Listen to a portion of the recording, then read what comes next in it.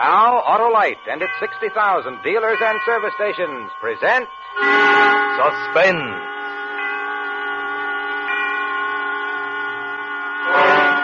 Tonight, Autolite brings you Gregory Peck in Michael Venning's Murder Through the Looking Glass, a suspense play produced and directed by Anton M. Leader. Friends, even a camel can't compete with an Autolite Stay Full battery because an Autolite Stay Full battery needs water only 3 times a year in normal car use. Yes, sir, that dandy, dynamic, dependable Autolite Stay Full battery has extra plates, too, for extra power, protected by fiberglass insulation for longer life and stronger life. Did I say longer life? Well, I meant it. An Autolite Stay Full battery has almost double the life of an ordinary battery. Why, in tests conducted, according to the Society of Automotive Engineers of Life Cycle Standards, Autolite Stay Full batteries give 70% longer average life than batteries without Stay Full features. So get wise, get Autolite. Remember, you're right with Autolite. And now, Autolite presents Gregory Peck in a tale well calculated to keep you in suspense. I listened, wondering if it were real or part of a dream. Suddenly, I was awake, and I knew that I was riding on a train. But where? I didn't remember getting on a train. I opened my eyes and saw that I was in the lounge car. There was only darkness through the window. A man sat across from me reading. There was a bridge game down the aisle, a porter serving drinks. Everything nice and normal, except that I had no idea how I got on the train or why I was there. I tried to think of a reason for being there, but I couldn't. These spells of forgetfulness have been coming on more often lately. I leaned back and closed my eyes, listened to the rhythm of the train. A melody began to fit itself to the rhythm. I couldn't remember ever having heard such a song, but somehow I seemed to know the words. Down in the valley so low, late in the evening, hear that train blow, hear that train blow. I beg your pardon, sir, but your singing is disturbing the other passengers. Oh, I'm sorry. You understand, sir, it's the other passengers. I kind of like your singing myself. Your singing didn't disturb me either, young man. In fact, it was rather a pretty melody. What was the name of it? Why, you know, it's silly, but I don't know. I can't even remember the tune now. That's the way it is with songs. I've had the same thing happen to me. So what train is this? Why, it's the New York Express to Philadelphia. Ought to be there any minute, too. You must have been on some party if it lasted all day. Or what time is it? 7 o'clock. P.M., that is. Yes, sir. It must have been pretty drunk out where you were. I think he said something else after that, but I wasn't listening then. I noticed that I was wearing a brown topcoat. It wasn't mine. Maybe I'd accidentally exchanged coats with someone. If I couldn't remember it, it must have been that kind of a party. If so, I felt for my wallet. It was there. I opened it to see if I had any money left, and my eye was caught by the driver's license made out to John Blake. In another pocket of the wallet, there were engraved cards reading John Blake Insurance. I wasn't John Blake. I was Jeffrey Bruno, a writer. I couldn't even drive a car. I didn't know anything about insurance. I'd never heard of a John Blake, but here was his identification in my wallet. What's the matter, young fellow? Are you ill? The man across from me said something, but I didn't hear what it was. I looked through the other pockets. There was a bank book showing that John Blake had a bank balance of $647.55. My balance had never been higher than $15. There was a letter, a bill for shirts, addressed to John Blake at an address I never heard of before. There was a moment there, a few crazy seconds, when I wondered if I really was John Blake. No, I couldn't be. I knew I was Jeffrey Bruno, who lived at a 2-room apartment in Greenwich Village and wrote mystery stories for a living. I knew who I was. Well, here we are. Or are you going on downtown? Well, I could get a train back to New York here, couldn't I? Sure, right across on the other platform. That must have been some party. I had to get back to New York and straighten out this business about John Blake's coat and identification. Whoever he was, might even be thinking I'd stolen him. Besides, I wanted to find out where I'd been the night before and all day, and why I'd awakened on a train to Philadelphia.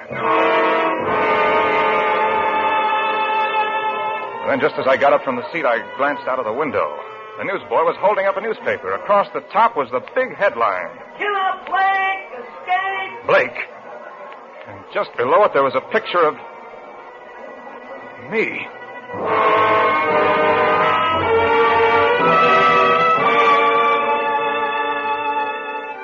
Pulling down my hat and turning up my coat collar, I managed to get on a New York train without anyone recognizing me.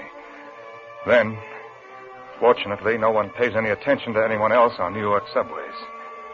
2 blocks from my apartment house, I stopped at the corner stand to buy a newspaper. Oh, there you are, Mr. Bruno. Haven't seen you around for a couple days. Yeah, I've been busy. Hey, I saw your picture somewhere today.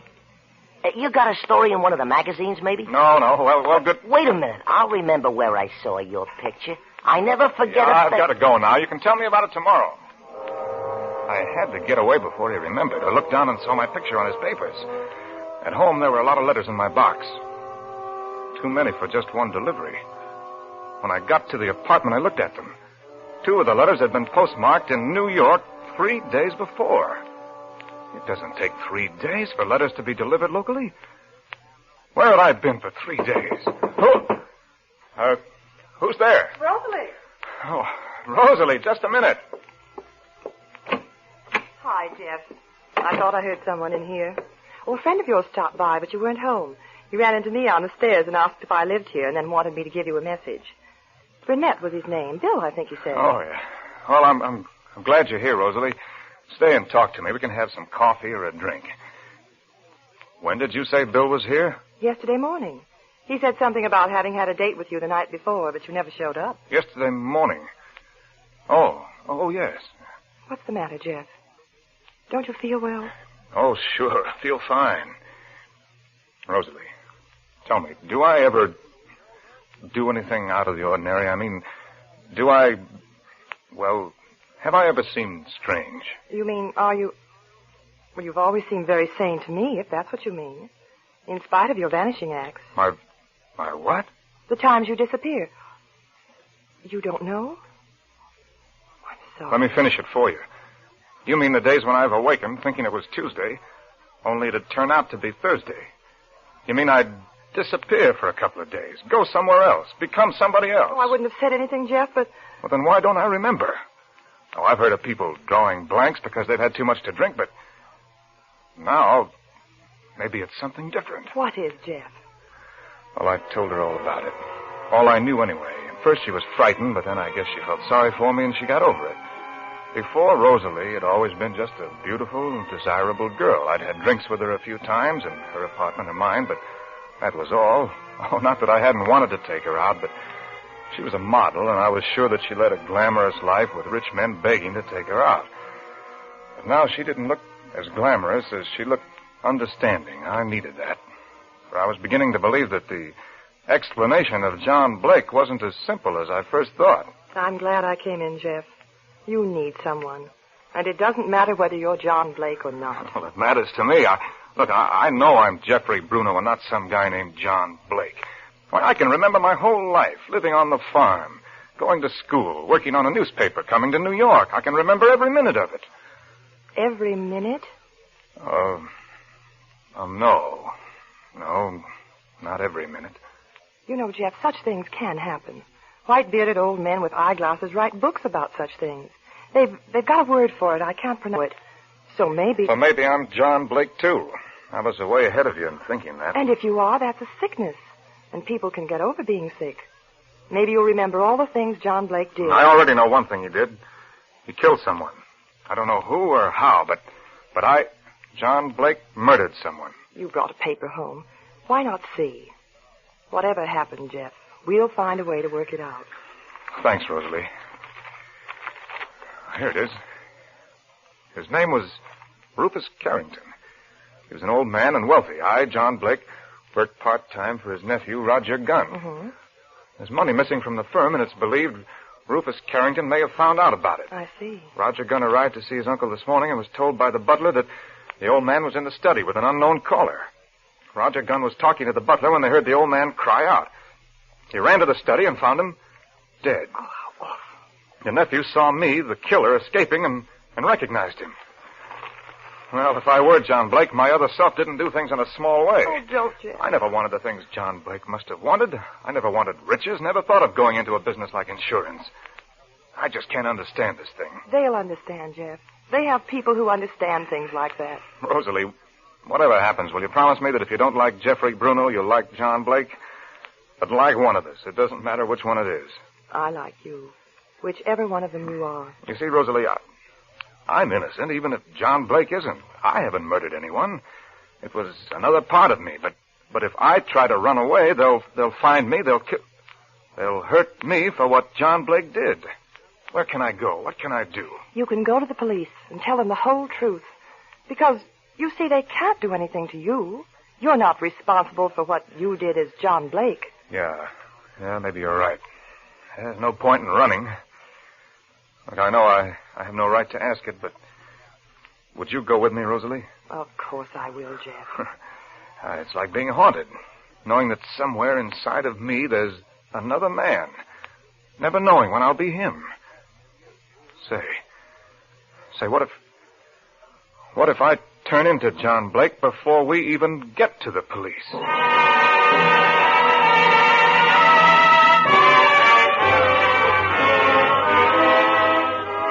Suspense, Autolite is bringing you Gregory Peck in radio's outstanding theater of thrills, Suspense.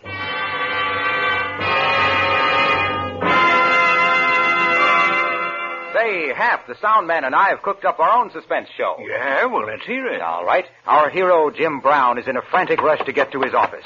He leaps into his car, tries to start it. Will it start? Won't it start? Will our hero get to his office in time to read his morning paper before his stenographer puts him to work? That's real suspense, Harlow. But I come along. I give him a hot tip on surefire starting. Get an Autolite Stay Full battery. And now this happens. There, you see what I mean? That Autolite Stay Full battery takes the suspense out of starting and puts it on CBS. Why, an Autolite Stay Full battery needs water only 3 times a year in normal car use. That liberal liquid libation practically eliminates one of the major causes of battery failure. Imagine, an Autolite Stay Full battery needs water only 3 times a year in normal car use. An Autolite Stay Full battery has extra plates, too, for extra power. And fiberglass insulation adds months to the life of a battery. Money can't buy a better battery. So switch to Autolite. And now, Autolite brings back to our Hollywood soundstage Gregory Peck as Jeffrey in Murder Through the Looking Glass. A tale well calculated to keep you in suspense. Rosalie was right. I thought about it as we walked down the stairs. Well, they'd know what to do with a case like mine. They know that Jeffrey Bruno wasn't responsible for what John Blake did. Of course, they'd lock me up for my own good, and then they'd leave me in there. What's the matter, Jeff? Wait, Rosalie. You're right. I mustn't run away, but first, I've got to find out about the other me, about John Blake. All I know is that he murdered someone. I have to know other things about him, what he was really like. I understand, Jeff, but you mustn't do anything foolish. I have to know about my other life, what books I read, what kind of girls I liked. You can see that's important, can't you? Of course. Jeff, I just thought of something. I know a man, a psychiatrist. Maybe if I called him, you could see him tonight. He'd understand. Maybe he could tell you what to do. Will you talk to him? Well, I'll do anything. It'll help me to understand what I was like when I was John Blake and why I was like that. I'll go in the drugstore here and call him. I'm sure he'll see you, and we'll do whatever he says.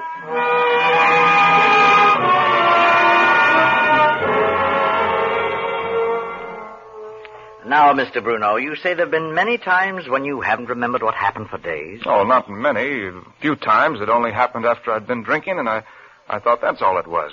Until this. I see. It's a very interesting case. Well, what is it, Doctor?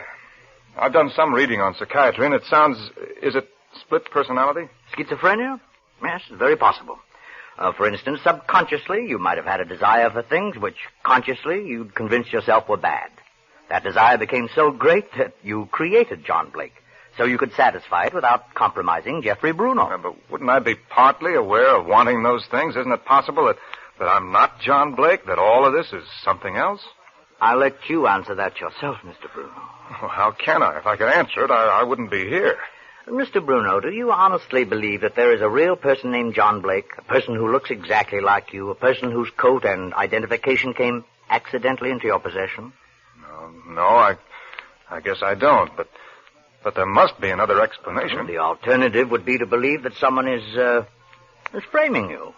Do you believe that someone drugged you several times, so there'd be days you couldn't account for? That someone forged the papers of John Blake and planted them on you? Can you believe that someone planned to commit this murder months ago, rented an apartment in the name of John Blake, filled it with clothing in your size, put your photograph in the apartment? No, but... According to the newspaper story, the nephew of the murder victim was the only man to identify your picture. Therefore, he would have to have been the one to frame you. Well, this would imply that this Roger Gunn knew you and you knew him. Do you? No, I don't remember him. Then can you believe that he was able to drug you, to know your clothes size, to get a photograph of you? I guess not. Besides, if he framed you, that implies he is the murderer. But that can't be, because according to the butler, the nephew was with him at the time the murder took place. You see, Mr. Bruno? I see. Well, what can I do, Doctor? Well, if this were not a murder case, the answer would be a simple one. I'd undertake to treat you. But as it is, I'm afraid I must suggest that you go to the police. Yeah, I suppose you're right. I'm sorry I wasn't able to help you, young man. If you'd only come to me sooner. Jeff, can you help him, Doctor? Under the circumstances, it's too late for me to do anything directly. I've advised Mr. Bruno to go to the police. Come on, Jeff. I'll go with you. All right. Well, thank you, Doctor. Oh, not at all. Sorry, I can't do more. Good night. Good night. Good night. I'm sorry, Jeff, but they'll have to believe you. They can't make you suffer for what John Blake did. And then, when you're well... When I'm well? What? We'll see. Rosalie, there's one more thing I want to do before I go to the police. I want to see the apartment where I lived when I was John Blake. I still don't know what I was like when I was being him. Maybe if I can only see how I lived, it'll give me a clue.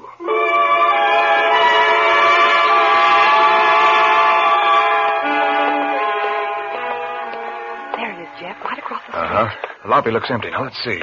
The address on the letter is apartment 203. Wasn't there anything in the letter? It was a bill. It seems that I'm not only an embezzler and a murderer, but I didn't even pay John Blake's bill. Please, Jeff, don't joke about it. All right, Rosalie, no joking. I don't think it's very funny either. Now, if I were John Blake, I ought to have a key to my own apartment. This must be it. I don't remember ever seeing it before, but the number 203 is stamped on it. Well, Rosalie. I'll stay here and warn you if the police come. Good luck, Jeff. The lobby was empty. I got on the self-service elevator, and I rode up to the second floor. It, too, was deserted, and I walked to the door of my apartment. I hesitated, wondering if maybe there were a policeman inside. Well, I had to take the chance. The key worked, and I stepped inside. The place seemed empty. I turned on the light. It was a small apartment, inexpensive, perfectly correct, and dull. There were hunting prints on the wall. There were 2 suits in the wardrobe. My size all right, even though I couldn't remember buying them. There were even monogrammed handkerchiefs. It was unreal. Yet I had to believe all these things belonged to me, that there had been times when I liked wearing them. My head was spinning by now, and I leaned up against the wall. I don't know how long I stood there, unaware of anything except the pain inside.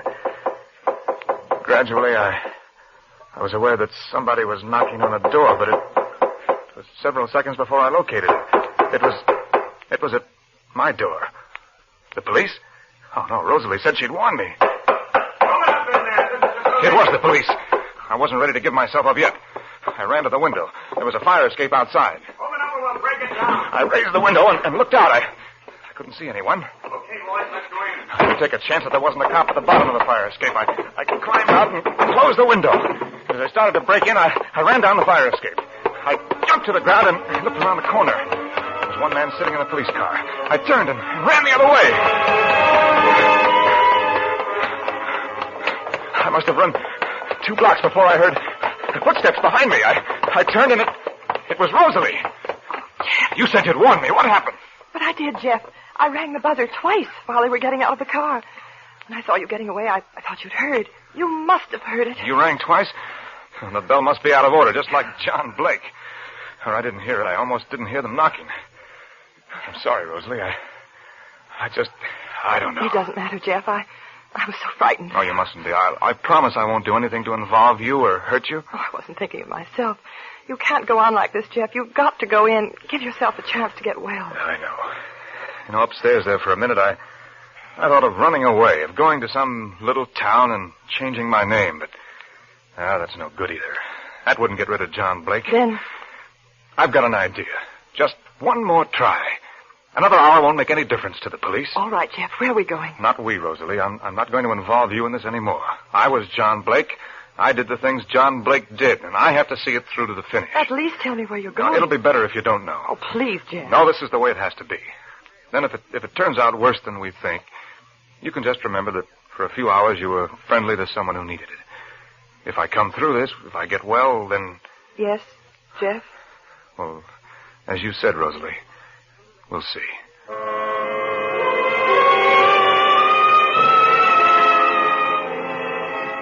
I put her in a cab and gave the driver the address in the village. Then I went to the place where I was afraid to go. Yet it was the one place I had to go. Yes, sir? Well, aren't you Mr. Carrington's butler? Yes, sir. Clark is the name, sir. I was in Mr. Carrington's service for 40 years. But why do you ask? Well, don't you recognize me? I don't believe so, sir. Of course, there were so many of you here today from the newspapers. But I was here even earlier.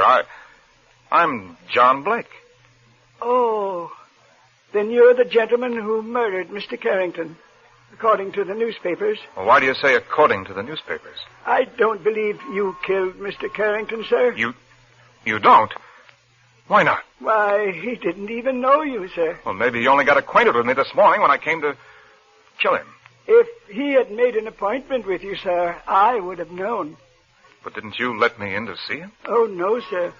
He answered the door himself when his visitor arrived. I see. Is Mr. Carrington's nephew here? Mr. Gunn? Yes, sir. But he left word not to be disturbed. He did he? Clark, did Mr. Carrington have a gun? Yes, sir. Would you trust me with it if it might help catch the murderer? I guarantee it'll catch him. Won't you step in? Thank you. I was very fond of Mr. Carrington, sir. He kept the gun here in the hall near the door. Oh, here it is, sir. I'm an old man myself, and perhaps I'm foolish to even... Now, don't you worry. Just take me to see Mr. Gunn. Oh, but I can't do that, sir. Oh, pardon me, sir. Yes, Mr. Gunn? Who are you talking to, Clark? Is that the attorney? No, sir. It's a young... Wait a minute. I know that voice. I'm sorry, Clark. Who the devil... You? Yes, me, Mr. Gunn, or should I say Dr. Gunn? Clark, leave the room. Yes, sir. Well, this is all a terrible mistake. You bet it is. And I want to hear why the nephew of the man I'm supposed to have murdered is also the psychiatrist who convinced me I was crazy and ought to surrender to the police. Well, Don't move. Don't point that gun at me, please. I'm expecting a phone call from the attorney about the will. And then I'm sure we can straighten this thing out. I'll give you money. We'll straighten it out now without money. You killed your uncle, didn't you? No. I was with Clark. He can tell you. Don't answer that. Clark will answer it then, on the extension. And he knows I'm then here. Let Clark answer it. But I'm going to get the truth out of you before you have a chance to talk to anyone. I meant you no harm. Not much. You just wanted me to take your seat in the electric chair. You told me the whole thing when you were posing as the psychiatrist, didn't you? You told me the truth, making me think it couldn't have been like that. The only thing you didn't tell me was about the person who killed your uncle and helped frame me. I beg your pardon, sir, but it's an urgent call. Don't move, Gunn. If it's so urgent, I'll take it for you. Yes? Roger, I'm calling you from our usual place. He hasn't gone to the police yet. Roger, are you there? Yes. I can't talk now. The attorney's here. Wait, Roger. I think he's on his way over there. Be careful. All right. You don't sound right. Are you getting frightened again? After all we've done so far, you've got to keep your nerve up. I'm coming over, Roger. Good. I'll be there in 5 minutes. Stall him when he arrives. Goodbye, Roger. Goodbye, Rosalie. Clark, Yes, sir? you were right before. Mr. Carrington opened the door this morning for a beautiful young lady after a date had been made by Mr. Roger Gunn here. I told him she was blackmailing me, and I wanted him to see her because he'd had experience handling that sort of thing. But I swear Rosalie didn't tell me she was going to kill. Never mind. Clark, call the police. Tell them by the time they arrive, the murderer of Mr. Carrington will be here waiting for them.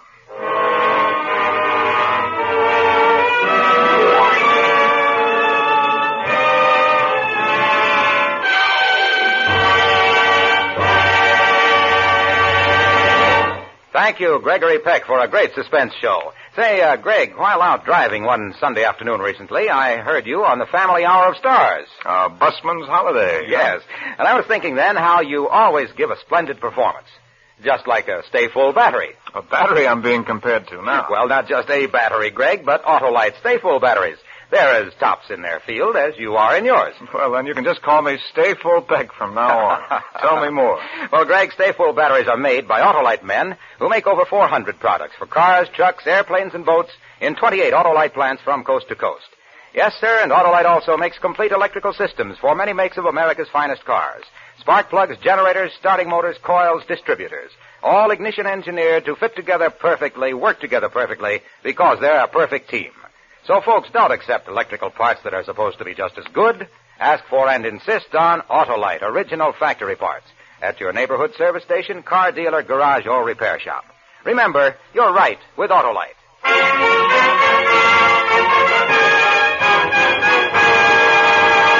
And now here again is Mr. Gregory Peck. Well, as usual, it's been great fun to do a suspense play.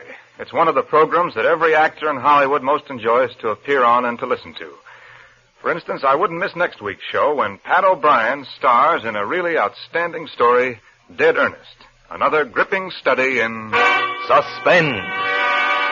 Gregory Peck can currently be seen starring in the 20th Century Fox production Yellow Sky.